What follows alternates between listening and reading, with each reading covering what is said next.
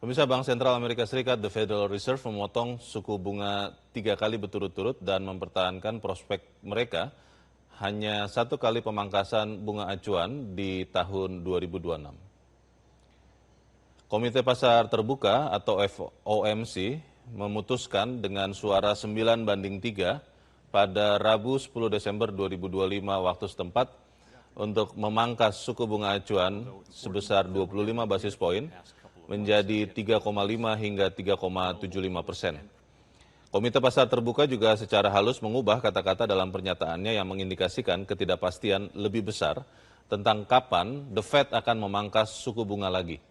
Berbicara kepada wartawan setelah rapat FOMC, Gubernur The Fed Jerome Powell menyatakan The Fed telah melakukan cukup banyak upaya untuk memperkuat ancaman terhadap lapangan kerja sambil menjaga suku bunga tetap tinggi untuk terus meredakan tekanan harga. Namun ketika ditanya apakah pemotongan suku bunga selanjutnya sudah pasti, Powell menolak berkomentar namun menjelaskan bahwa The Fed tidak melihat kenaikan suku bunga sebagai skenario dasar bagi para pejabat.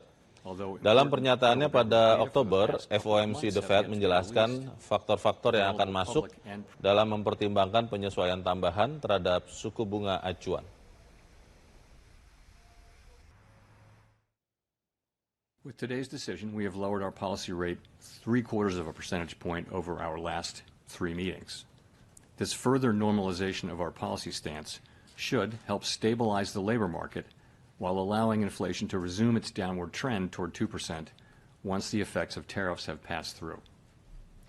The adjustments to our policy stance since September bring it within a range of plausible estimates of neutral and leave us well positioned to determine the extent and timing of additional adjustments to our policy rate based on the incoming data, the evolving outlook, and the balance of risks. Jelajahi cara baru mendapatkan informasi. Download Metro TV Extend sekarang.